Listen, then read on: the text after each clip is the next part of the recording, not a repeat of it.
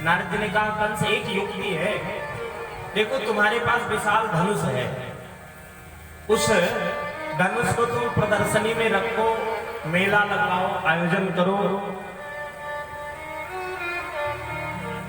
कृष्ण और बलराम को बुलाओ, सैनिकों की सहायता से कृष्ण और बलराम को मार देना, तुम्हारा काम हो जाएगा। और ये इस काम में देर नहीं, ये काम परसों ही होना चाहिए, बस परसों के दिन यह कार्य होना चाहिए। ठीक है, इतना कह के नारद जी चले गए। भगवान कृष्ण के पास पहुंचे, कृष्ण गौओं को चरा रहे थे। कृष्ण ने देखा तो नारद जी के चरणों में प्रणाम किया। प्रणाम करने के बाद मुसल छेम जाना, तो नारद जी ने कहा प्रभु परसों के दिन आपके हाथों से कंस का उद्धार होना चाहिए, आप इतनी कृपा करो और कुछ नहीं। ठीक है, अगर आपकी आज्ञा रही, आप सबको का आशीर्वाद रहा तो ऐसा ही होगा। सायंकाल के समय में कंस ने अक्रूर जी को बुलाया और बुला करके कंस ने कहा अक्रूर, आप तो जानते हो मैं कुछ छिपाना नहीं चाहता, इसलिए सुनो। गक्षनंद व्रजम तत्र सुतावान कदुंदु में आशातेता विहानेन रथेना नयमाचिरम।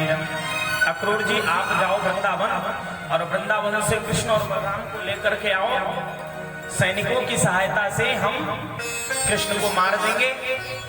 देवकी का 8वां बालक वही है, तो मेरा मृत्यु भय जो है वह समाप्त हो जाएगा। एक बार तो अक्रूर जी ने मना कर दिया, हम इस कार्य को नहीं करेंगे। कंस ने कहा आप तो जानते हो अगर हमारी आज्ञा का उल्लंघन हुआ तो मैं आपको भी मृत्यु दंड दे सकता हूँ। अक्रूर जी ने सोचा इस राक्षस के हाथों से मरने से तो अच्छा है कि हमें कृष्ण का दर्शन प्राप्त हो जाएगा। पूरी रात्रि रथ को सजाया अक्रूर जी ने, प्रातः काल हुआ, वृंदावन की तरफ लेकर के निकल पड़े। मन में चिंता होती है हमें कृष्ण का दर्शन होगा भी कि नहीं। किम मया चरितम भद्रम किम तप्तम परमं तपः किम बाधाप्यर्हते दत्तम यद यद रक्षाम्यद्य केशवम्। मन में विचार करते हैं ऐसा कौन सा सुंदर कार्य मैंने अपने जीवन में किया है जिसके फलस्वरूप हमें कृष्ण का दर्शन प्राप्त होगा। बड़े बड़े मनीषी, बड़े बड़े योगी, बड़े बड़े ऋषि हजारों हजारों वर्ष तक साधना करते हैं और फिर भी उनके लिए कृष्ण का दर्शन दुर्लभ हो जाता है, परंतु हमने ऐसा कौन सा कार्य किया है जिसके फलस्वरूप हमें कृष्ण का दर्शन प्राप्त हो। मन में ऐसा विचार करते हैं। और सज्जनों, सायंकाल हुआ, रथ लेकर के ब्रज की भूमि पर पहुंचे। कृष्ण बलराम गवों को चरा के आ रहे थे। कृष्ण की दृष्टि पड़ी, रथ के ऊपर दौड़ करके पहुंचे। अक्रूर जी ने आकर के प्रणाम किया। कन्हैया ने कहा काका हम सब जानते हैं महाराज कंस ने हमें बुलाया है मारने के लिए, परंतु काका आपसे एक निवेदन है, आप इस बात को किसी ब्रजवासी से मत बताना। चरणों में प्रणाम किया। सायंकाल का समय हुआ। कृष्ण बलराम अक्रूर जी के साथ नंद भवन में पहुंचे हैं। नंद बाबा ने स्वागत किया है। अक्रूर जी से नंद बाबा ने आने का कारण पूछा है। अक्रूर जी ने बताया महाराज कंस का आदेश है कृष्ण बलराम को मथुरा घुमाना है। प्रातः काल हम लेकर जाएंगे। माँ यशोदा के कान में यह शब्द पड़ा कि कल प्रातः काल होगा तो कृष्ण बलराम चले जाएंगे। माँ यशोदा के आंखों में आंसू आ गए, रोने लगी माँ। प्रसाद बनाया, सबको प्रसाद पवाया। नंद बाबा ने समझाया देवी क्यों रो रही हो, क्यों चिंता करती हो, कन्हैया अपना अकेले थोड़ी जाएगा, हम साथ में लेकर के जाएंगे। माँ तो माँ होती है, बेटा कितना भी बड़ा हो जाए परंतु माँ अपने उस बेटे को छोटे बच्चे की ही तरह मानती है। आज भी देखो कई एक बार होता है ना, बच्चे जब कहीं जाते हैं तो माँ की आंखों में आंसू आ जाते हैं। कन्हैया ने जाकर के मैया यशोदा से कहा मैया तू क्यों रो रही है? अच्छा मैया तू एक बात बता, हमें कितने दिनों तक तू घर में छिपा कर रखेगी? कृष्ण मानो मन ही मन कहना चाहते हैं माँ कि मेरा तो अवतार ही भक्तों की रक्षा के लिए हुआ है। माँ आज नहीं तो कल तो हमें जाना ही पड़ेगा ना बाहर। और मैया तू चिंता मत कर, मेरे साथ बाबा जाएंगे नंद बाबा, और मेरे मित्र भी जाएंगे, बलराम भैया जाएंगे, मथुरा हम 2-4 दिन घूम करके वापस आ जाएंगे। माँ तू रो मत, चिंता मत कर। पूरी रात्रि कोई सोया नहीं, पूरे ब्रजमंडल में शोर हो गया कि कोई अक्रूर आया है कृष्ण बलराम को लेने के लिए। कृष्ण ने देखा माँ अपने भवन में नहीं थी, दौड़कर जाते हैं तो माँ बरामदे में खंबे को पकड़ के रो रही थी। कन्हैया रोने लगे, माँ तो चिंता मत कर, मैं जल्दी आऊंगा। प्रातः काल हुआ, अक्रूर जी रथ पर कृष्ण बलराम को बैठाए, ग्वाल वाल बैलगाड़ी लिए नंद बाबा के साथ बैठे। जैसे नंद भवन का दरवाजा खुला तो लाखों गोपियां सामने आकर के खड़ी हो गई।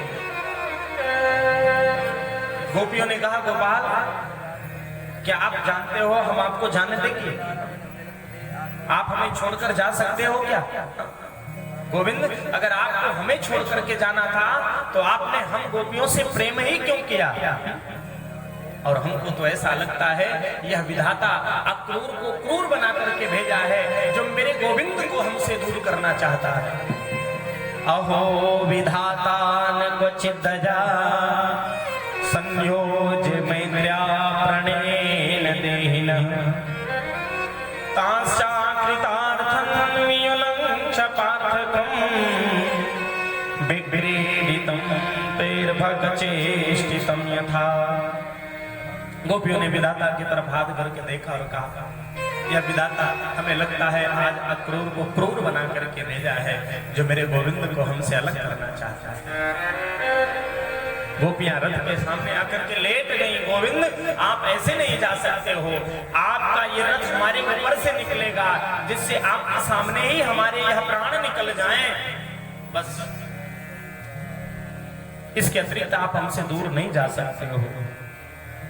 कृष्ण रथ से नीचे उतर गए, राधा रानी की तरफ कन्हैया ने इशारा किया, राधा रानी आप तो जानती हो अगर मैं मथुरा नहीं जाऊंगा तो कंस का उद्धार नहीं होगा और मथुरा वासियों को प्रसन्नता नहीं होगी, इसलिए देवी आप हमें जाने दो। राधा रानी ने गोपियों को इशारा किया।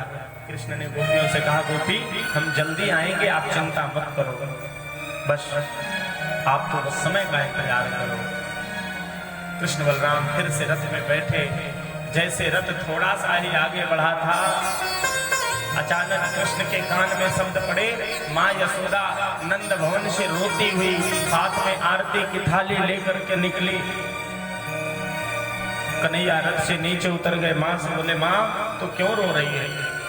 यशोदा ने कहा, लाला आज हमें पता चला कि तू मेरा पुत्र नहीं है, तू देवकी का पुत्र है ना।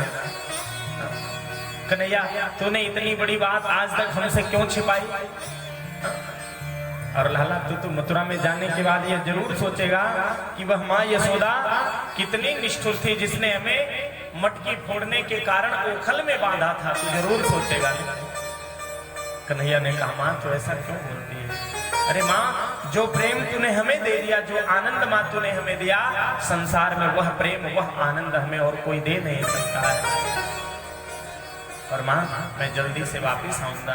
कृष्ण बलराम रथ में बैठे, जब तक ध्वजा दिखाई देता है सारे ब्रजवासी खड़े रहते हैं। विदा गोपाल विदा,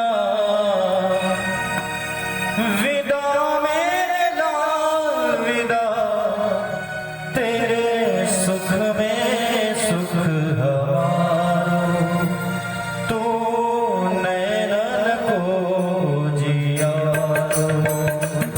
तेरे सुख में सुख हमारा, तेरे नैनन को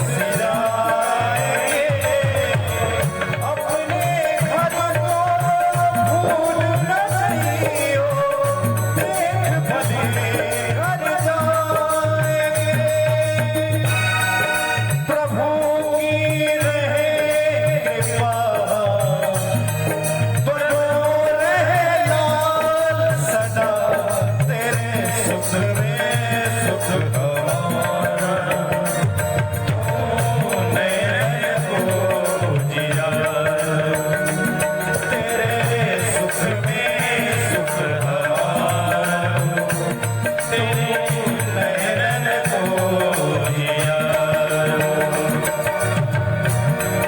विदा गोपाल विदा,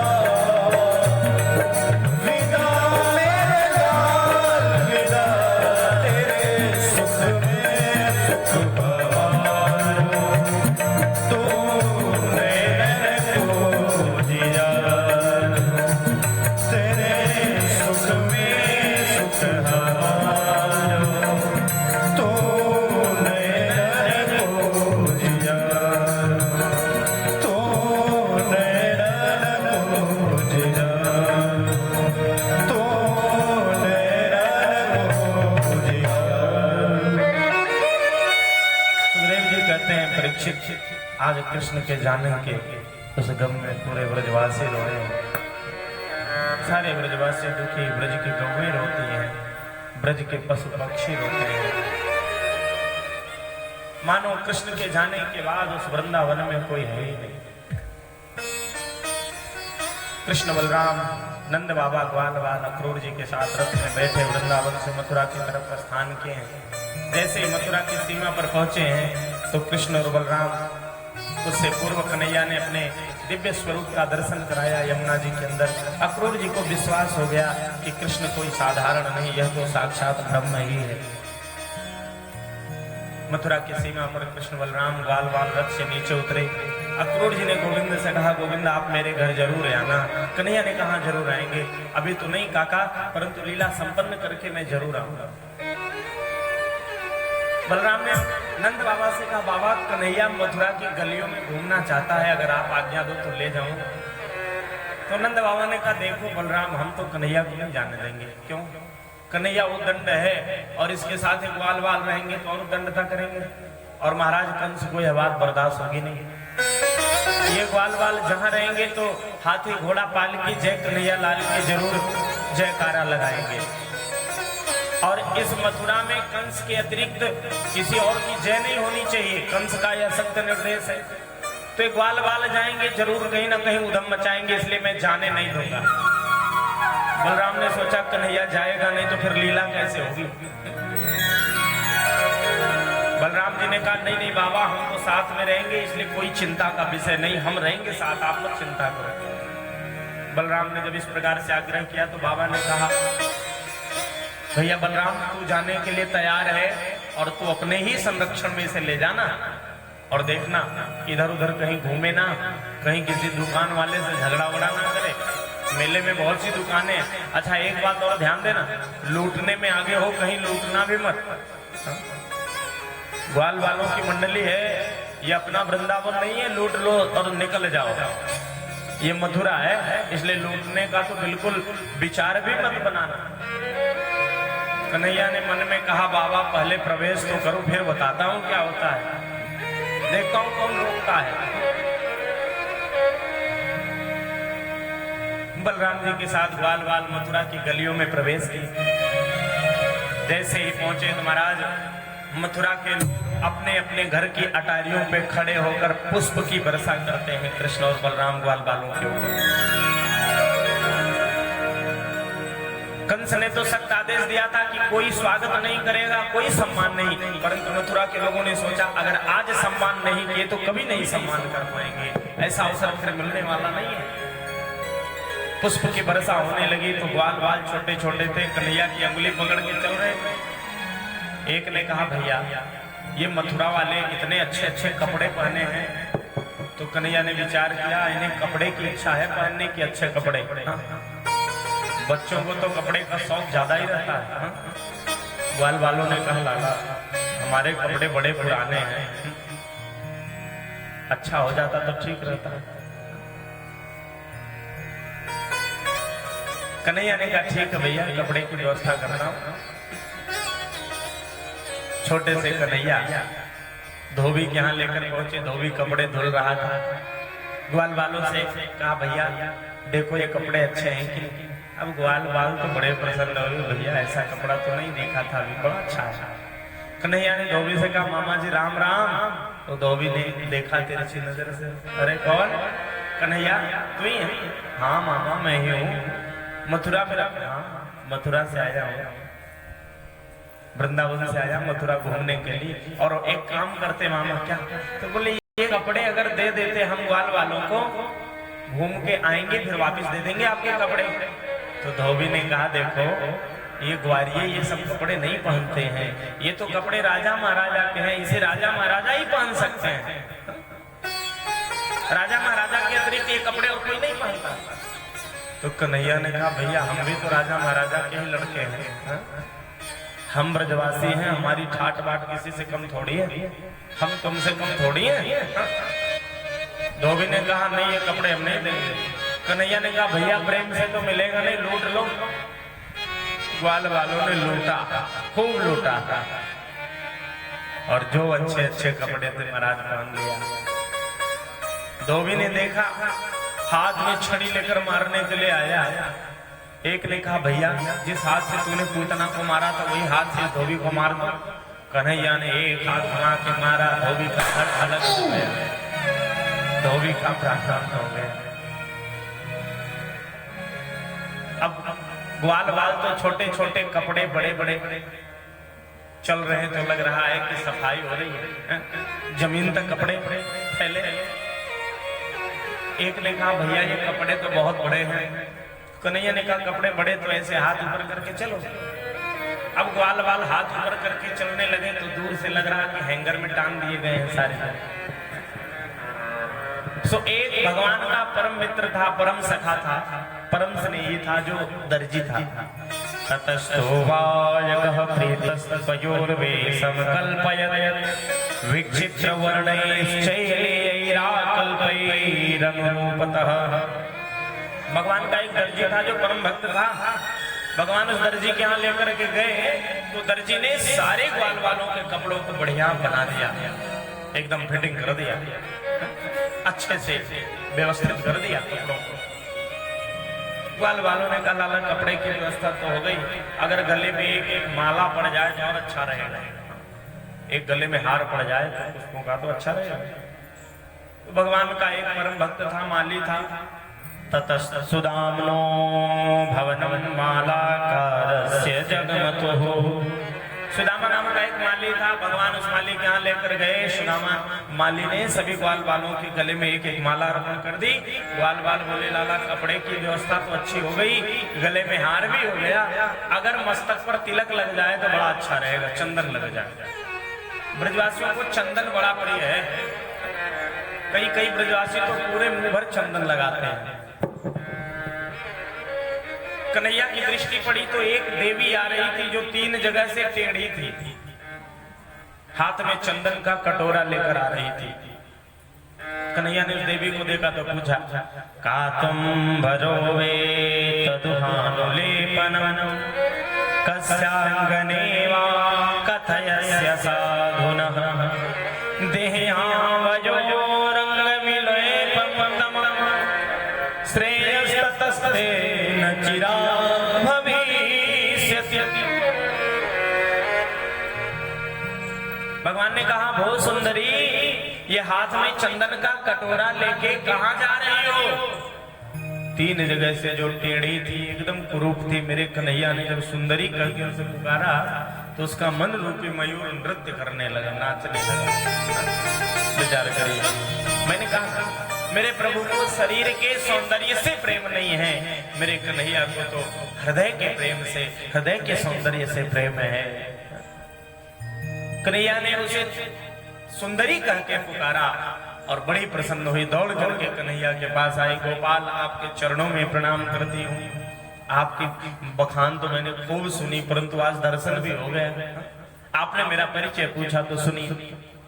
दासास्म्यहं सुंदर कंस सम्मता त्रिभुवन नामायनुलेप कर्मणि मदभावितं भोजपतेरति प्रियं बिना युवामोन्यतमास्तदर्हति। महाराज मैं कंस की दासी हूँ, मेरा नाम है सौरंद्री, परंतु मैं 3 जगह से टेढ़ी हूँ, इसलिए लोग हमें त्रिवक्रा कहते हैं, कुब्जा कहते हैं। ये हाथ में चंदन देख रहे हैं आप, मैं रोज चंदन घिस के ले जाती हूँ, तो महाराज कंस बड़े प्रेम से अपने मस्तक पर यह चंदन लगाते हैं। कन्हैया ने कहा देवी एक काम करो, आज यह चंदन आप हम ग्वाल वालों के मस्तक पर लगाओ, आज यह चंदन हम लगाना चाहते हैं। उसने सोचा जीवन में तो पहली बार किसी ने सुंदरी कहा, तो क्यों ना यह चंदन हम लगा ही नहीं। सारे ग्वाल वालों के मस्तक पर चंदन लगा दिया खूब जाने, और जब कन्हैया को लगाया तो कन्हैया ने अपने दाहिने पैर के अंगूठे से उसके पैर के अंगूठे को दबाया, मध्यमा और तर्जनी अंगुली दाढ़ी पर लगाई, जो कुब्जा 3 जगह से टेढ़ी, मेरे प्रभु ने उसे सुंदर कर दिया। बोलिए भक्तवत्सल भगवान की जय। कुब्जा को मेरे प्रभु ने एकदम सुंदरी बना दिया। अब तो भगवान धीरे धीरे जब आगे बढ़े तो कंस के पास सूचना पहुंच गई, महाराज वो पूतना मारने वाला कन्हैया आ गया, आपके धोबी को मारा, कपड़े भी लूट के पहन लिया, और तो और आपके ही दर्जी ने कपड़े बना दिए बढ़िया, आपके ही माली ने माला भी पहनाया, और प्रभु आपके ही लिए जो चंदन रोज घिस करके कुब्जा लाती थी, आज उस कुब्जा ने कन्हैया को लगाया तो कन्हैया ने उसे सुंदर बना दिया। कंस तो एकदम भयभीत है। भगवान पहुंचे, विशाल धनुष जहां रखा हुआ था, बाएं हाथ से कन्हैया ने उस धनुष को उठाया और तोड़ दिया। करेण वामेन सलील मुद्रितम सज्जम चकृत्वा निमिषेण पश्यता नृणाम कृष्य प्रभभंज मध्ये निर्णाम कृष्यम प्रभभंज मध्य तो यथेक्षुदंडम मदकल्यरुक्रमः। भगवान ने विशाल धनुष को तोड़ दिया। क्वेलिया पेड़ नाम की हाथी आई, भगवान ने उसका भी उद्धार किया। कृष्ण बलराम आगे बड़े, विशाल सभा लगी हुई थी, सबसे ऊंचा सिंहासन कंस का था। एक तरफ राजा, एक तरफ राजकुमार, एक तरफ नवयुवतियां बैठे हैं, चारों तरफ से योगी ब्रह्मर्षि सभी लोग बैठे हुए थे। महाराज कंस का सिंहासन सबसे ऊंचा था। कृष्ण बलराम दोनों भैया जब उस सभा में पहुंच रहे हैं तो आचार्य श्री सुखदेव जी ने बड़ा सुंदर वर्णन किया है। क्या? मल्लानाम सन्नणाम नरवरः स्त्रीणाम स्मरो मूर्तिनाम गोपानां स्वजनो सतां क्षितिभुजां शास्ताः स्वपित्रो शिशुः मृत्युर्भोजपते विनान विदुषा तत्त्वं परं योगिना वृष्णोनां परदेवते तविदितो रक्कं गतः साग्रजः। कृष्ण बलराम उस सभा में जब पहुंचे हैं तो बड़े बड़े योगियों को तो कृष्ण साक्षात परम तत्व के रूप में दिखाई दे रहे हैं। ग्वाल बालों को कृष्ण अपने सखा के रूप में दिखाई दे रहे हैं। नव युवतियों को कृष्ण साक्षात कामदेव के रूप में दिखाई दे रहे हैं। और बड़े बड़े चाणूर मुष्टिक पहलवान को तो कृष्ण एकदम पहलवान की तरह दिखाई दे रहे हैं। और कंस को लगा कि मेरा काल ही आ रहा है। गोस्वामी जी ने एक चौपाई का वर्णन किया है, जो चौपाई यहाँ पर बैठती है। क्या? जाकी रही भावना जैसी, जाकी रही भावना जैसी, जाकी रही भावना जैसी, जाकी रही भावना जैसी। प्रभु मूर्ति की प्रभु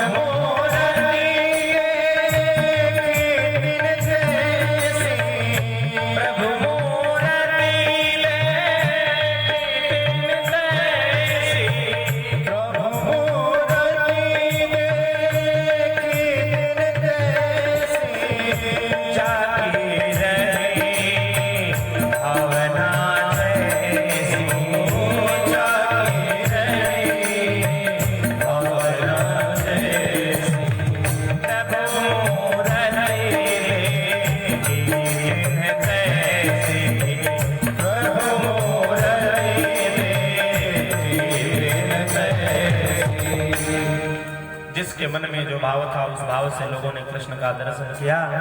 चाणूर मुष्टिक कहते हैं कंस से आप घबराइए मत, वो कन्हैया आपका कुछ नहीं बिगाड़ सकता है। कृष्ण बलराम उस सभा में पहुंचे हैं और जब सभा में पहुंचे हैं सज्जनों, तो चाणूर ने कहा कृष्ण तुम्हें हमसे युद्ध करना पड़ेगा। चाणूर ने जब इस प्रकार से कहा तो कन्हैया ने कहा मामा हम तो बालक हैं, हम आपसे कैसे युद्ध करेंगे। तो चाणूर ने कहा तुम बालक नहीं हो, न बालो न किशोरस्त्वं बलश्च बलिनो वरः लीलयेत्यो हतेन सहस्रम द्विपसस्वभू। तुम बालक नहीं हो, अगर तुम बालक होते तो हमने पूतना को भेजा, अघासुर को भेजा, बकासुर को भेजा, आज तक कोई वापिस ही नहीं आया। तुम कहते हो मैं किशोर हूं, अरे तुम किशोर नहीं हो। कन्हैया ने कहा मामा आपकी सौगंध खा के बोलता हूं, मैंने मारा किसी को नहीं है, मरे मराए लोगों को आपने भेजा, हमने तो बस स्पर्श कर लिया और उन्हें मोक्ष की गति प्रदान कर दी, बस इतना हमने किया। चाणूर कृष्ण के ऊपर टूट पड़ा, कन्हैया ने जो हाथ घुमा के मारा, चाणूर का प्राणांत मुष्टिक आया मारने के लिए। बलराम ने मुष्टिक के ऊपर एक ही मुष्टिका से प्रहार किया तो मुष्टिक का भी प्राणांत हो। जो सैनिक युद्ध करने के लिए आता भगवान उसे मोक्ष की गति प्रदान करते हुए आगे बढ़े।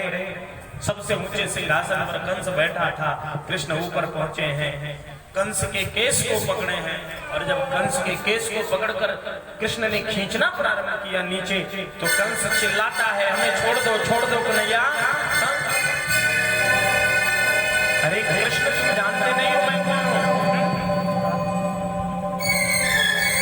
तुम हमारे भांजे हो, मैं तुम्हारा मामा हूं और मामा का कोई इस प्रकार से केस पकड़ता है, हाँ? छोड़ो हमें, मेरे सिर में पीड़ा हो रही है, कृष्ण छोड़ दो। कन्हैया ने कहा मामा आज आपको अनुभव हुआ कि केस पकड़ने का कष्ट क्या होता है। याद करिए आपने मेरी माँ देवकी के केस को पकड़ा था, क्या उस समय मेरी माँ देवकी को कष्ट नहीं हुआ था। गोस्वामी जी ने बड़ी सुंदर चौपाई का वर्णन किया।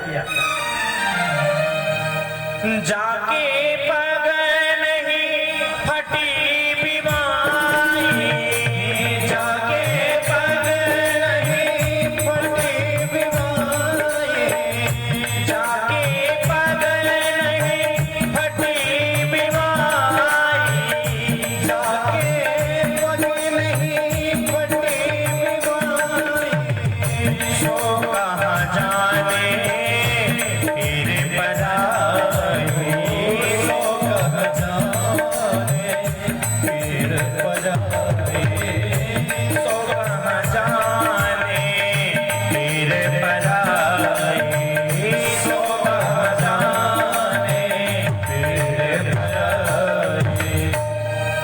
कन्हैया ने कहा मामा आज आपको पता चला, अरे आप तो मेरे नेत्रों में नेत्र डाल कर देखो, मैं आपको मोक्ष की गति प्रदान करूंगा। राम जी ने कभी नहीं कहा कि मैं ब्रह्म हूं, परंतु कृष्ण ने कई बार कहा कि मैं ब्रह्म हूं, मेरे नेत्रों में आप देखो, मैं आपको मोक्ष की गति प्रदान करूंगा।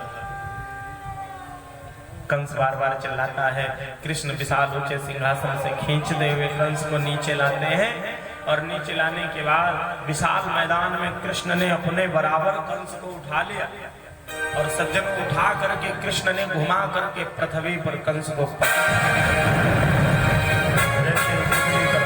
कंस का प्राणांत हो गया। मेरे प्रभु ने कंस को मोक्ष की गति प्रदान की। बोलिए भक्तवत्सल भगवान की जय। भगवान ने कंस को मोक्ष की गति प्रदान की, कंस का प्राणांत हुआ। मथुरा वासियों के चेहरे पर आज प्रसन्नता आ गई। कंस की पत्नी आकर के रुदन करने लगी, भगवान ने दोनों को समझाया, अपने नाना उग्रसेन को अभिषिक्त किया, राजगद्दी पर बैठाया और दौड़ कर जाते हैं उस कारागृह में जहां देवकी वसुदेव बंद थे। मेरे प्रभु ने देवकी और वसुदेव को कारागृह से मुक्त किया है। सज्जनों, भगवान अपने दांतों से वसुदेव जी के शरीर में लगी हुई बेड़ियों को खोलते हैं। कई वर्षों से जो हृदय में दुख था, मेरे गोविंद ने माता पिता को हृदय से लगा करके उन सभी दुखों को दूर कर दिया। माता देवकी बार बार कृष्ण को निहारती हैं। माँ देवकी विचार करती ना कि जिस समय मैंने कन्हैया को अपने से दूर किया था उस समय कन्हैया तो 1 घंटे का रहा, और आज कन्हैया जब आया तो 11 वर्ष 56 दिन का हो गया था। और कन्हैया के अंदर इतनी शक्ति कि अपने बराबर कंस को उठा करके पृथ्वी पर पटका। इतनी शक्ति कैसे आई उस कृष्ण के अंदर सज्जनों? तो माता देवकी और माँ यशोदा के दुग्ध का कृष्ण ने पान किया था, माँ के दूध को पिया था, इसलिए वह शक्ति कृष्ण के पास थी। सज्जनों, माँ के दुग्ध में वह शक्ति होती है जो बालक सब कुछ प्राप्त कर लेता है। परंतु आज बड़ी विडंबना है, पहले माताएं अपने बच्चे को दूध पिलाती थी, बाहर का दूध नहीं पिलाती थी। लेकिन आज क्या है? आज तो बालक जन्म लेता है बाद में, पहले घर में बाटल ला के रख दिया जाता है, बाटल और वो पाउडर वाले दूध, बाहर वाले दूध ले आकर के घर में पहले ही रख दिया जाता है। इसलिए तो अब आजकल जैसे कहीं विवाद होता है ना तो लोग कहते हैं माँ का दूध पिया हो तो सामने आ जाए। अब माँ का दूध नहीं पिया तो सामने कहां से आएगा? कैसे आएगा? बाटल वाला दूध पिया है तो सामने कहां से आएगा? माँ को अपने बच्चे का लालन पालन स्वयं करना चाहिए। आज तो जन्म लेने से पहले घर में आया की व्यवस्था की जाती है, बच्चे को संभालेगा कौन? बताओ। पहले के समय में ऐसी व्यवस्था नहीं थी। पहले माताएं अपने बच्चे का लालन पालन स्वयं करती थी, कोई दूसरा नहीं करता था, और तभी बच्चे स्वस्थ रहते थे, देखभाल करती थी अच्छी प्रकार से। इसलिए हर माँ को चाहिए अपने बच्चे का देखभाल, अपने बच्चे की सेवा वो स्वयं करे। माँ का ये अधिकार है बच्चे का लालन पालन करने का, कोई और नहीं। हम तो कहते ना पाश्चात्य सभ्यता की ओर जा रहे हैं, पाश्चात्य सभ्यता नहीं। माँ देवकी, माँ यशोदा स्वयं अपने हाथ से कृष्ण की सेवा करती थी। यशोदा अपने हाथ से कृष्ण को स्नान कराती थी, शरीर में तेल लगाती थी, खिलाती थी, पिलाती थी, अपने हाथ से सेवा करती थी।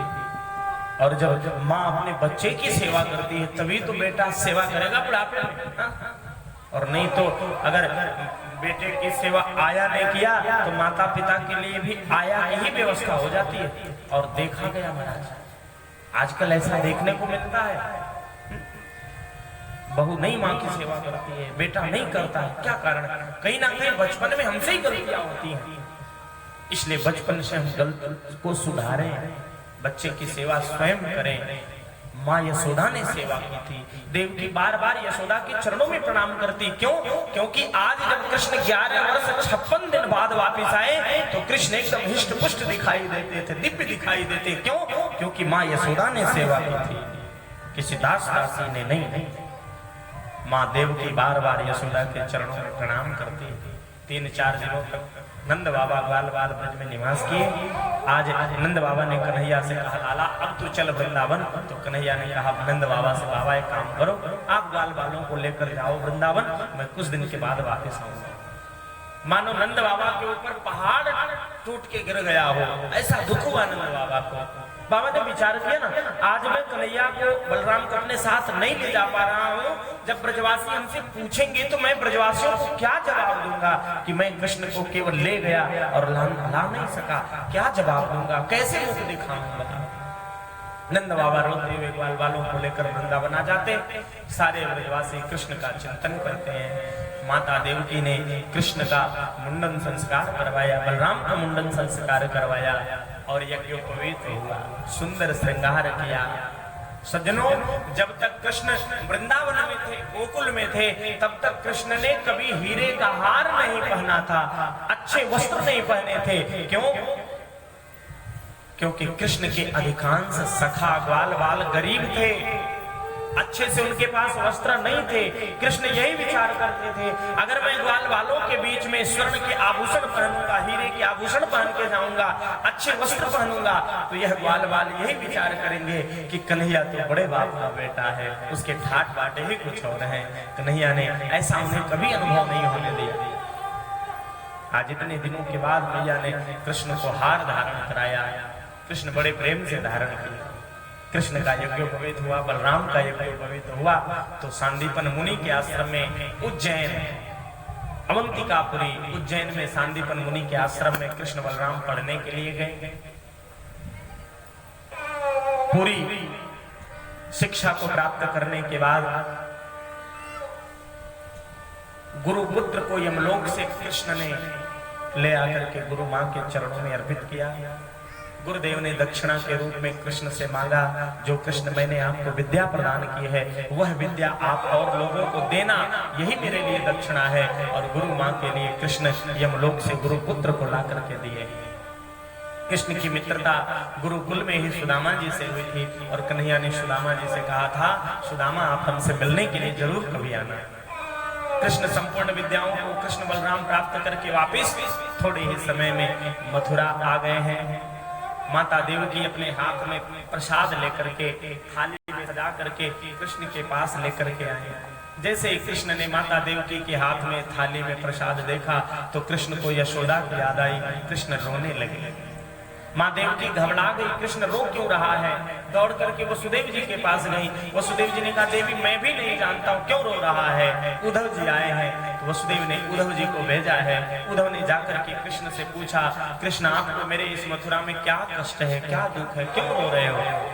तो वसुदेव जी ने कहा है, तो कन्हैया ने कहा उद्धव से, उद्धव आज मुझे ब्रजवासियों की याद आ रही, आप जाओ वृंदावन, जा करके ब्रजवासियों से मिल करके आओ, ग्वाल बालों से मिल करके आओ।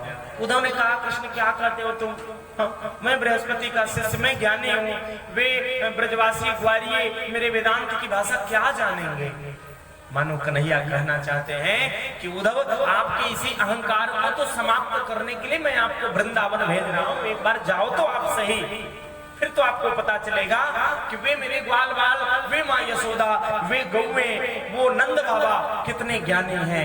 आपको वहां जाकर यह पता चलेगा भक्ति क्या होती है जीवन में। ज्ञान से भी अगर जीवन में कहीं कुछ महान तो वो भक्ति है सज्जनों। ज्ञान का तो अहंकार हो जाता है, भक्ति कभी अहंकार नहीं देती है। भक्ति तो हमें समर्पण प्रदान करती है, भक्ति तो हमें परमात्मा की चरणों में लीन करती है। ज्ञान तो अहंकार को प्रकट कर देता है। उद्धव जी से निवेदन किया है तो उद्धव जी वृंदावन जाने के लिए तैयार हुए।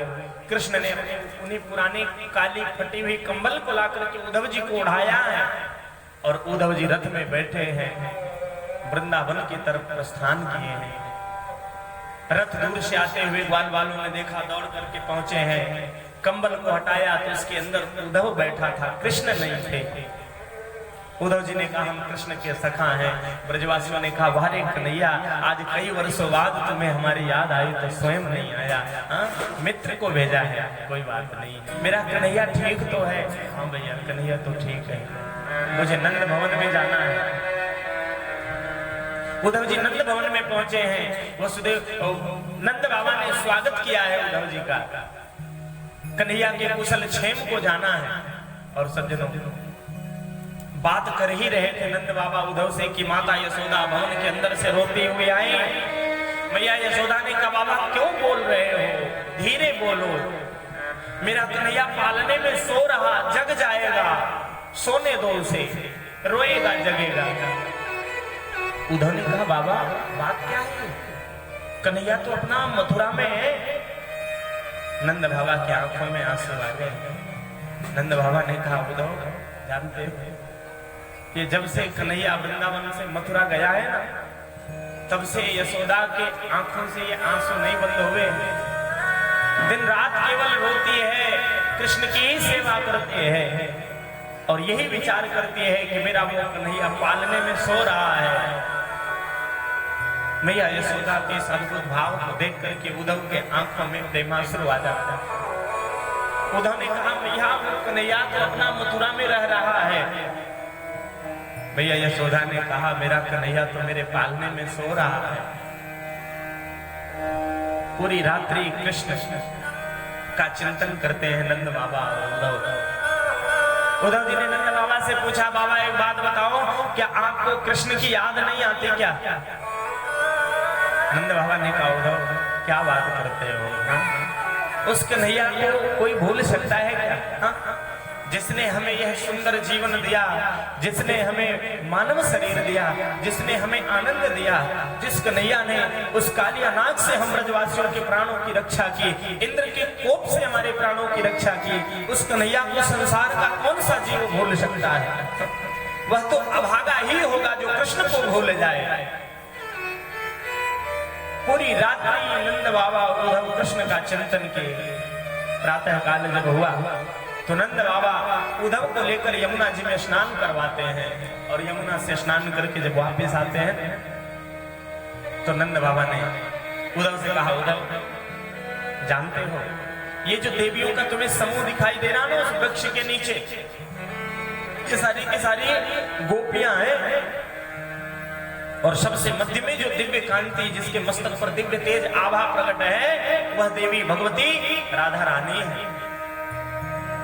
तो भैया उद्धव ने कहा, राधा रानी हमें उनका दर्शन कराइए। नंद बाबा ने कहा, क्यों ऐसे क्यों बोल रहे हो? उद्धव की आंखों में आंसू आ गए। उद्धव ने कहा, बाबा कृष्ण सोते जागते हमेशा राधा राधा नाम पुकारते हैं। आखिर वह सौभाग्यशाली वह कौन है देवी जिसका कृष्ण निरंतर चिंतन करते हैं? उद्धव जी महाराज एक वृक्ष की आड़ में छिप करके राधा रानी का गोपियों का दर्शन करते हैं।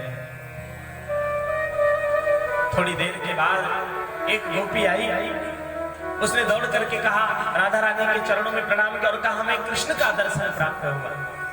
राधा रानी ने उसके चरण रज को प्रणाम किया। सुखदेव जी कहते हैं, परीक्षित राधा रानी ने कहा, देवी तू महान है कि तुझे कृष्ण का दर्शन तो कम से कम स्वप्न में प्राप्त हुआ। क्यों? परीक्षित जब से कृष्ण वृंदावन छोड़ के मथुरा गए ना, राधा रानी की आंखों में नींद नहीं आई, और जब नींद ना आवे तो स्वप्न में भी कहां दर्शन हो सकता है प्रभु का? ऐसी वो राधा रानी। एक काला भौरा उड़ता हुआ आया, राधा रानी के चरणों में बैठने लगा। एक गोपी ने दौड़ करके कहा, राधा रानी सावधान रहना, हमें तो यह लगता है कि यह काला भौरा जरूर कृष्ण का संदेश वाहक होगा, क्योंकि अपना कन्हैया भी वो सांवला है ना, जरूर इस भौरे को भेजा है, इससे बोलना मत। गोपियों ने भ्रमर गीत गाया है। मधुपकृत बंधो मां स्पृशांघ्रिं शपत्नजा कुछ विलुलित माला कुंकुमभृशुर्ना बहतु मधुपतिस्ता मानिनीनां प्रसादं यदु सदसि विडम्ब्यं यस्य दूतस्त्वमीद्रे। अरे भोरे क्यों बार बार हमारे पैरों में गिरता है ना? क्यों बार बार तो आकर के हमें तकलीफ देता है? ये तुम्हारी मूंछों पे जो कुछ कुमकुम लगा है ना, इससे बात स्पष्ट हो गया, तो तुम भी कृष्ण के समान स्त्रैण हो। परिचरति कथम तत्पादावदं बुधम यपिबत हृच्चेता उत्तम श्लोक जल्पे। तुम उसी कपटी कृष्ण के दूत हो, हम सब जान रहे हैं, और वो आज का नहीं जन्म जन्मांतर का कपटी है। भौरा से बोल रही है। भौरे ने कहा, देखो कपटी नहीं बोला मेरे गोविंद को। गोपी कहती, हम सब जानती हैं क्या? मृगयुरिव कपीन्द्रं विद्यते लुब्ध धर्मास त्रियम कृत विरूपां स्वेजिति कामयाना बलिमपि बलिमत्वा वेष्टयन्यां समन्धं यस्तदलमसितं सौख्य दुर्यस्तकर्ता। गोपियां कहती हैं, क्या बिगाड़ा था बेचारे बाली ने, छुप करके उसे बाण मारा। क्या बिगाड़ा था राजा बलि ने? 3 पग भूमि मांगा और उसका सब कुछ ले लिया। क्या बिगाड़ा था उसने? और भ्रमर तू भी बस कृष्ण की ही तरह करती है, तो उसका संदेश वाहक है। मोरध्वज ने प्रेम किया, बेटे के सिर पे आरा चलवा दिया, तो उसी का सखा है ना, दूर चला जाए यहां से। राजा शिवी ने प्रेम किया, शरीर काट काट कर तराजू पे तौलवा दिया तूने, तो यही प्रेम करता है। गोपियां कहती भौरा मैं सत्य कहती हैं, इतना सब कुछ करने के बाद भी हम उसे भूल नहीं पा रही हैं। गोपियां कहती उसने ऐसा किया फिर भी यह गोपियां उसे भूल नहीं पा रही, क्यों? उद्धव जी दौड़ करके आए, राधा रानी के चरणों में प्रणाम किया, गोपियों के चरणों में प्रणाम किया। गोपियों ने पूछा रे तुम हो कौन, अकारण इस प्रकार से आ गए? उद्धव जी ने कहा हम कृष्ण के सखा हैं, कृष्ण ने हमें आपके कुशल क्षेम के लिए भेजा है। गोपी बोलती है उद्धव मन न रहे 10-20, एक हूँ तो सो गयो श्याम संग, अब को आराध कृष्ण तन कृष्ण मन, कृष्ण ही हमारा धन, आठों याम उद्धव हमें कृष्ण ही सो काम है।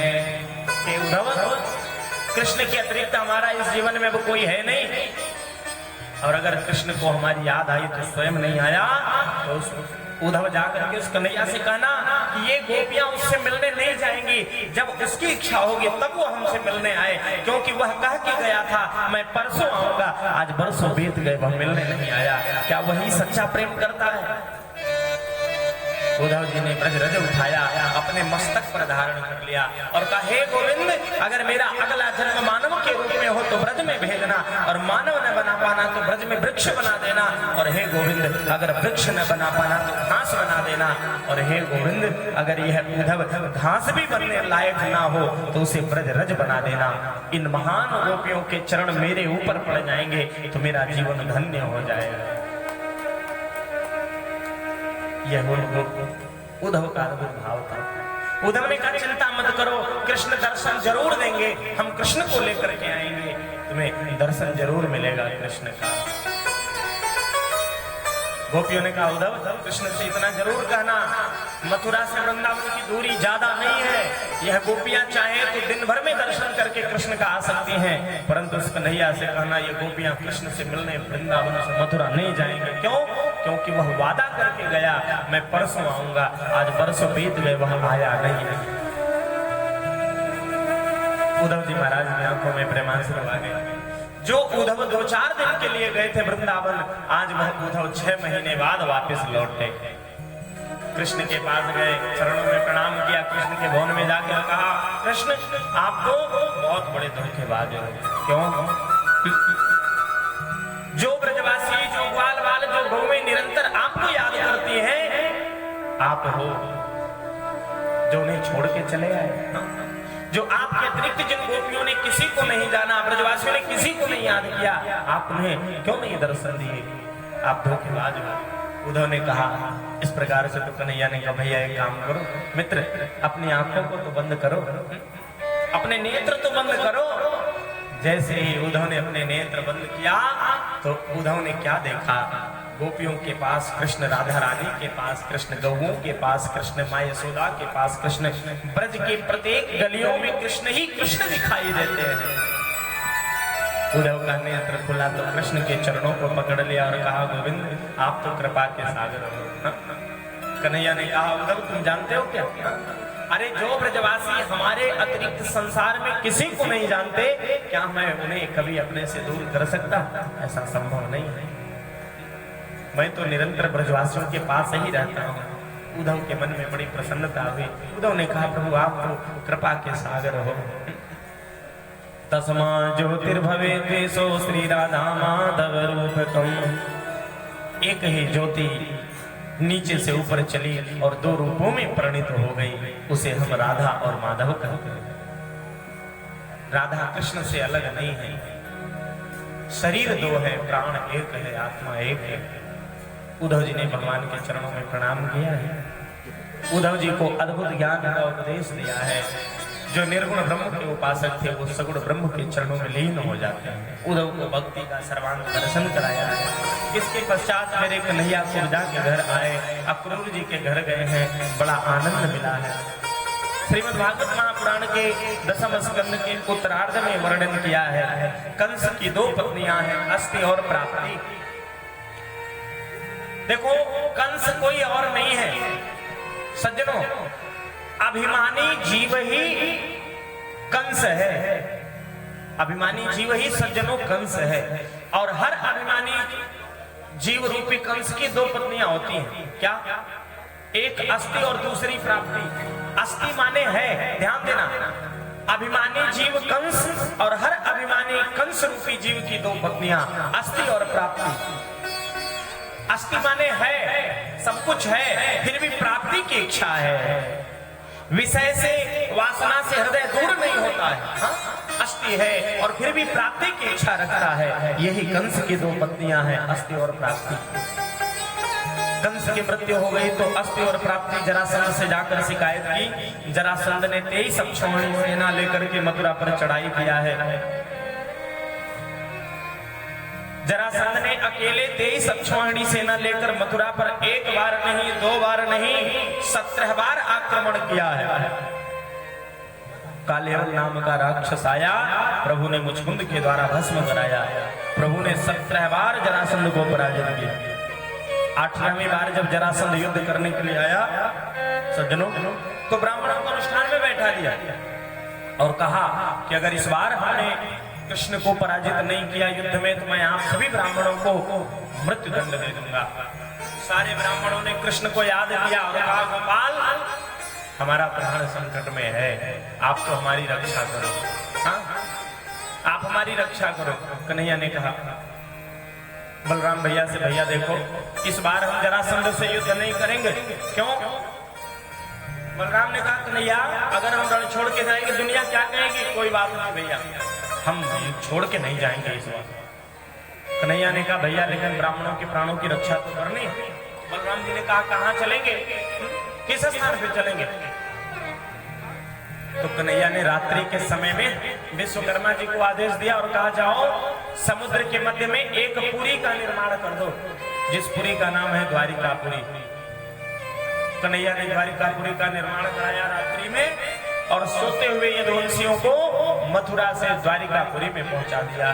बोले द्वारिकानाथ भगवान की जय। सोते हुए यदुवंशियों को बुला लिया। जरासंध आक्रमण करने के लिए आया तो कृष्ण बलराम एक विशाल ऊंचे टीले पर चढ़ गए।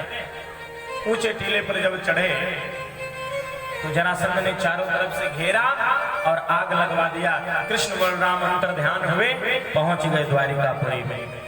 एक रैवत नाम के राजा थे, बलराम के पराक्रम को देखे थे तो उस रैवत नाम के राजा ने बलराम के पराक्रम को जान करके, अद्भुत वैभव को जान करके, शक्ति को जान करके, समाज की प्रतिष्ठा को जान करके सज्जनों अपनी बेटी रेवती का विवाह बलराम जी के साथ में कर दिया। बोलिए बलराम जी महाराज की जय। बलराम जी का विवाह रैवत नाम के राजा रेवती के साथ में हुआ। अब कन्हैया के विवाह की बारी आई। सुखदेव जी ने वर्णन किया, राजा सीध भीष्म को नाम विदर्भाधिपतिर् महान् तस्य पंचावन पुत्रा कन्यका च वरानना। एक भीष्मक नाम के राजा हैं जिनके राज्य का नाम था कुंडनपुर। कुंडनपुर के राजा थे भीष्मक जी। भीष्मक जी के पास 5 पुत्र थे और एक पुत्री थी जो साक्षात लक्ष्मी स्वरूपा थी। लक्ष्मी के सारे गुण थे उसमें। जब उस देवी का जन्म हुआ तो ब्राह्मणों ने उसका नाम रख दिया रुक्मणी और कहा किसका विवाह जिसके साथ में होगा वह कुमार त्रैलोक्य का मालिक होगा, साक्षात भगवान का अवतार होगा। तो भीष्म जी ने सोचा कि साक्षात नारायण तो द्वारिकाधीश कृष्ण ही हैं, तो क्यों ना अपनी बिटिया का विवाह द्वारिकाधीश कृष्ण के साथ में कर दें। मन में विचार किया। बड़े बेटे रुक्मी को पता चल गया कि पिताजी विवाह रुक्मिणी का द्वारिकाधीश के साथ करना चाहते हैं। तो रुक्मिणी ने कहा, पिताजी आपके कहने से मेरी बहन का विवाह नहीं होगा। क्यों? एक बात बताइए, आप द्वारिकाधीश कृष्ण के साथ विवाह करना चाहते हैं? अरे जो कन्हैया जरासंध के डर से अपने मथुरा नगरी को छोड़ दिया और समुद्र के बीच में घर बना के रह रहा, क्या भरोसा वो हमारी बहन की रक्षा कर पावे कि ना। इसलिए मेरी बहन का विवाह द्वारिकाधीश के साथ नहीं होगा, मैं जहां चाहूंगा वहां होगा। और पिताजी परसों के दिन रुक्मिणी का विवाह होगा, आप तैयारी करो, बस वर की व्यवस्था मैं करता हूं। तो रुक्मिणी जी को यह बात पता चल गई। रुक्मिणी जी का मन उदास हो गया।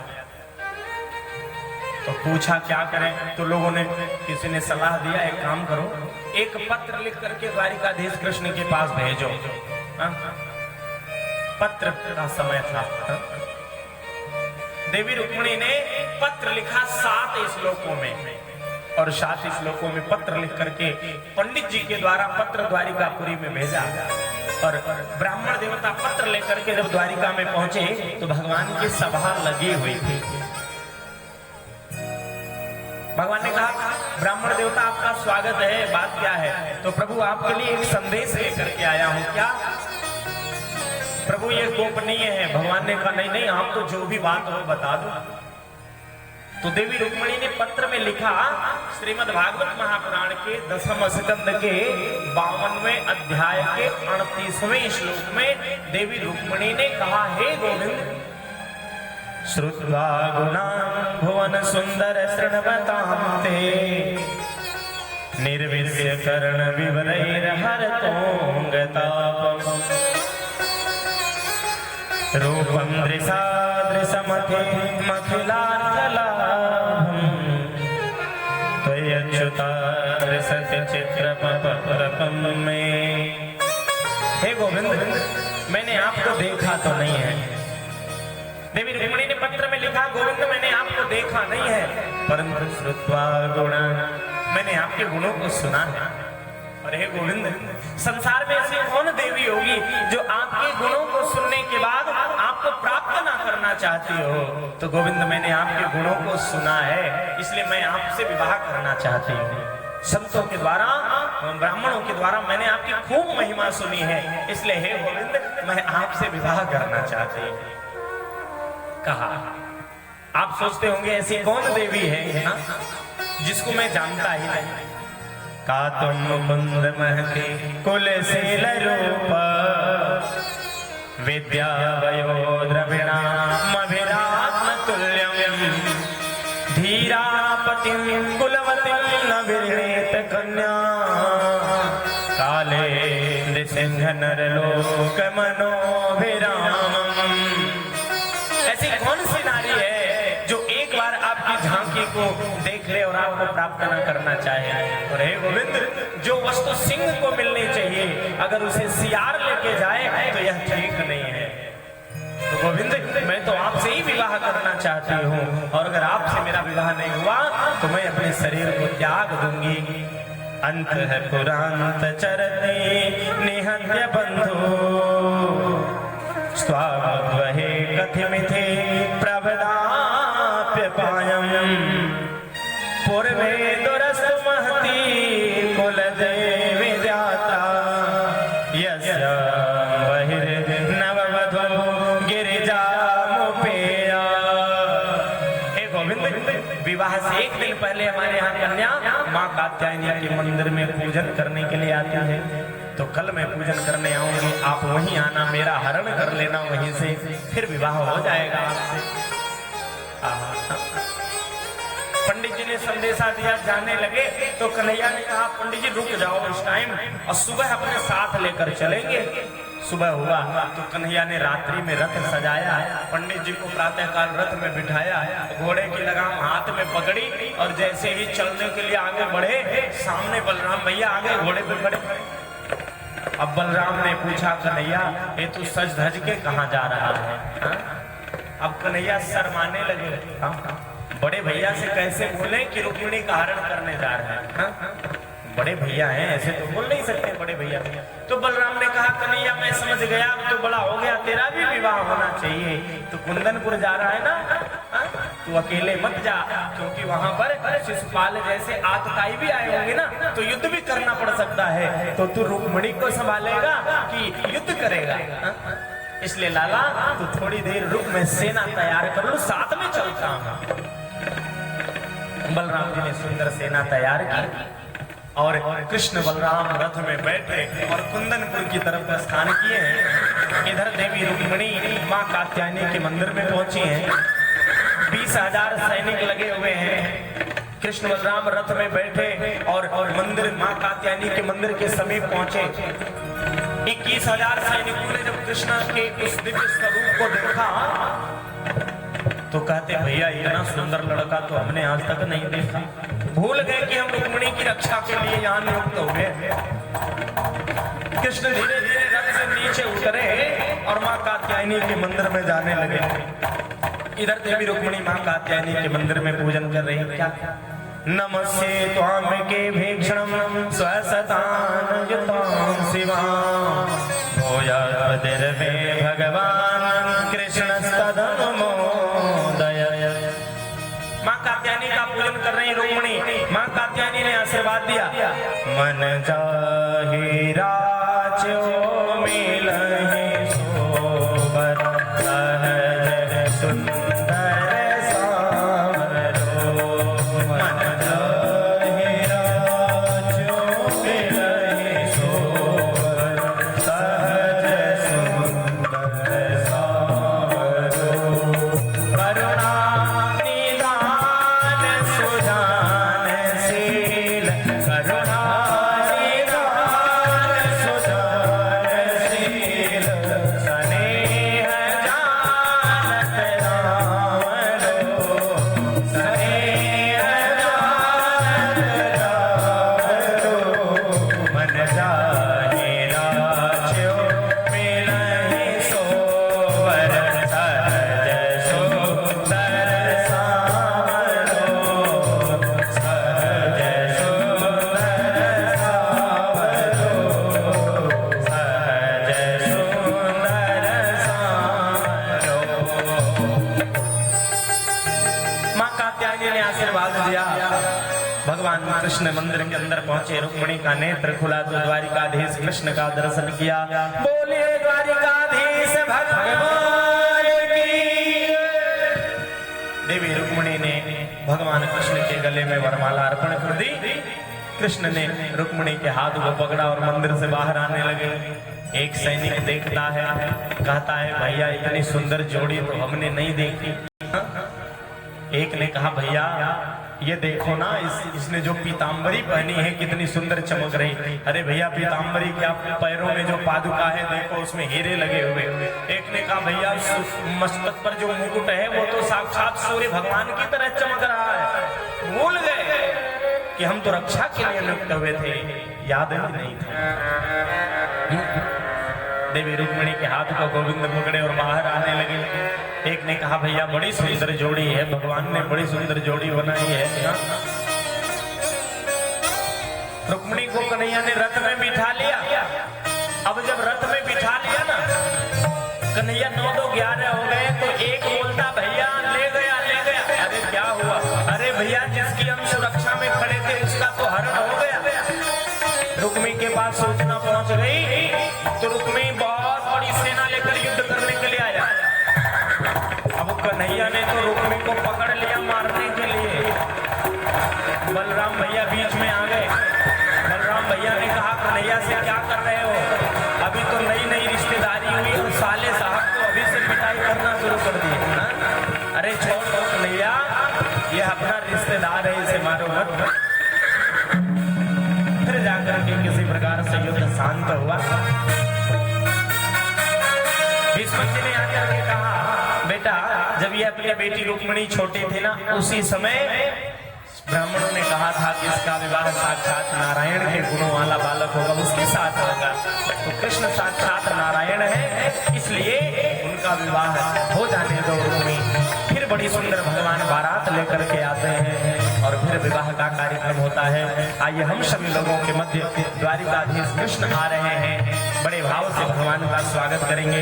और क्या कहना है, तेरा किसने किया श्रृंगार सांवरे, तेरा किसने किया श्रृंगार सांवरे, तेरा किसने किया श्रृंगार सांवरे, तेरा किसने किया श्रृंगार सांवरे, लागे दुल्हा साजो दिलदार सांवरे, लागे दुल्हा साजो दिलदार सांवरे, तेरा किसने किया श्रृंगार सांवरे, तेरा किसने किया श्रृंगार सांवरे। जय हो राधे।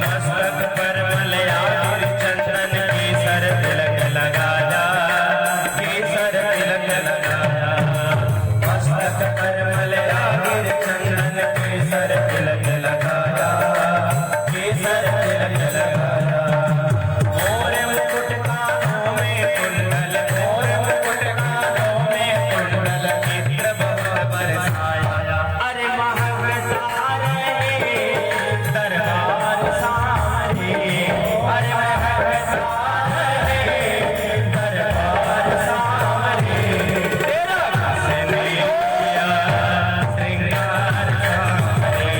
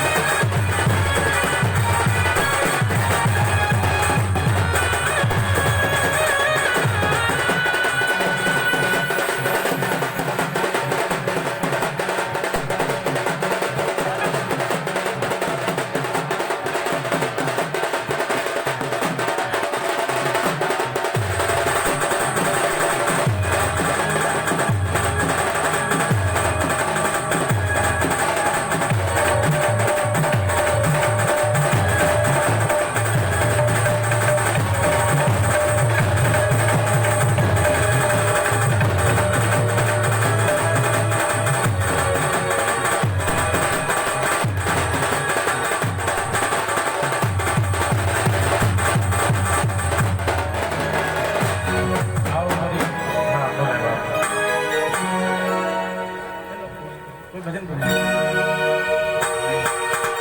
श्री गिरिवर कोमल कमल नयन को पहनाओ वरमाला,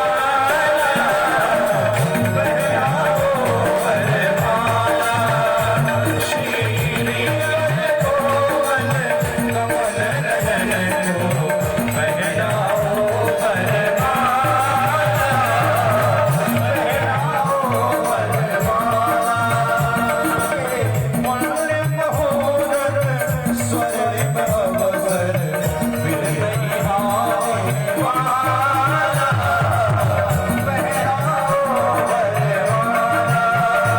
श्री श्याम सुंदर उस मुरलीधर को पहनाओ वरमाला, पहनाओ वरमाला।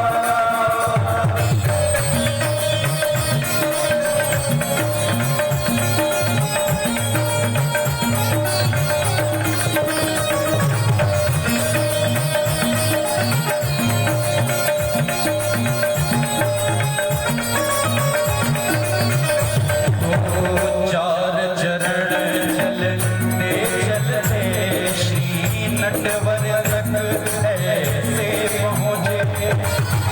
चार चरण चलते चलते श्री नटवर तक ऐसे पहुँचे। यूं छुई मुई के पल्लव हो सिमटे सिमटे सकुचे सकुचे सिमटे सिमटे सकुचे। श्री श्याम लगे, श्री श्याम लगे रूप मेरे मैया का अद्भुत रूप निराला, पहनाओ वरमाला। श्री श्याम सुंदर मुरलीधर को पहनाओ वरमाला, पहनाओ वरमाला, पहनाओ वरमाला, पहनाओ वरमाला, पहनाओ वरमाला। आइए सर्वप्रथम भगवान का पूजन होगा, उसके बाद वरमाला अर्पण होगा, फिर भगवान की दिव्य आरती। हमारे मुख्य यजमान आ जाए। सर्वप्रथम भगवान के चरणों का प्रक्षालन। ओम हरि ओम सहस्रशीर्षा पुरुषः सहस्राक्षः सहस्रपाद सभौमिगुं सर्वतस्पृतः प्रतिष्ठा दासाङ्गुलम् पुरुष एवेदं सर्वं यद्भवं यक्षभाव्यं भूतामृतशेषानो यदन्नेनातिरोहति एतावानस्य महिमानो जायास्य पुरुषः पादोऽस्य विश्वाभूतानि त्रिपादस्यामृतन्त्रिभिः त्रिपादोर्ध्वमुदैर्मुखः पादोऽस्येह पुनः ततो विश्वामित्रमाशासनानशने अभिततो विराडजायत विराजो अधिपुरुषः सजातो अयरिचत चरो विमतो पुरः तस्मादज्ञासबहुतः संहृतं मृगदाज्यं महसाचक्रे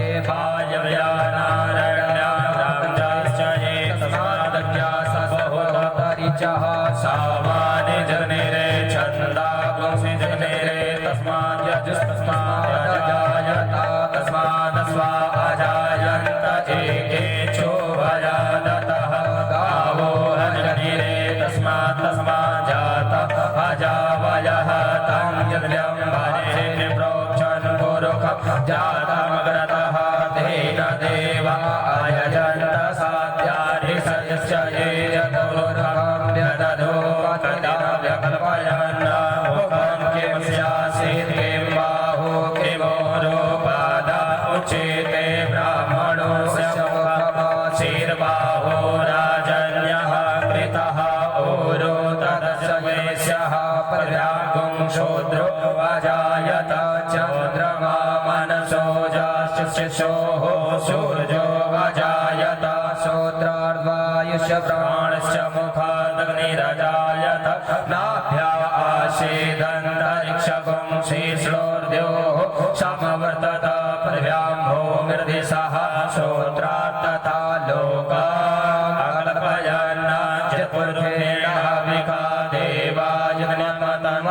वसन्तो शासेदाज्यं ग्रेग्मः सरद्धविः सप्ताशासन् परिधायस्त्रेः सप्तसमिधः कृतः देवायुज्ञां तन्वान् आपद्नान् पुरुखं पशुं मा जग्नेन जग्मयजन्त देवास्थाने धर्माणि प्रथमान्यासन्नः ते हनाकं महिमानः सचन्द्रयरपूर्वे साध्याः सन्ति देवाः। अब आइए भगवान के गले में वरमाला अर्पण होगी, वेद मंत्रों के माध्यम से वरमाला अर्पण होगी। हरि ओम विष्णुरराटमस्य विष्णु अस्नवत्रे स्तो विष्णु सूर्यसे विष्णु ध्रुवामसे वैष्णवामसे विष्णवे त्वा ब्रह्मं जज्ञानं प्रथमं पुरस्ताद्विषे मतः सूर्यो मेन आवः सवज्ञा उपमा अस्य विष्टः सतश्च योनिः सतश्च विवः आयमो अस्य आदित्यो अवर्तनासे यात्रितो गुहो न व्रतेन आसीय सोमेन सयामापितो आहुस्तेय त्रीणि दिवीया पद्मानीय कार्षिरसि समुद्रस्य चित्वा उन्यामेय समापो उद्भिः रमाम समोखधिः रोखधिः। आइए भगवान वरमाला अर्पण करेंगे। ओम स्वस्ति न इंद्र वृद्धसरवाः स्वस्ति नः पूषा विश्ववेदाः स्वस्ति न सारक्षो अरिष्टनेमिः स्वस्ति नो मेघमण्डलधारो देवस्वामरुतः श्रीमानः सुभद्रावान् विदधे भुजगमयः नित्यवामनमः सूर्यचन्द्रसोमेनो देवा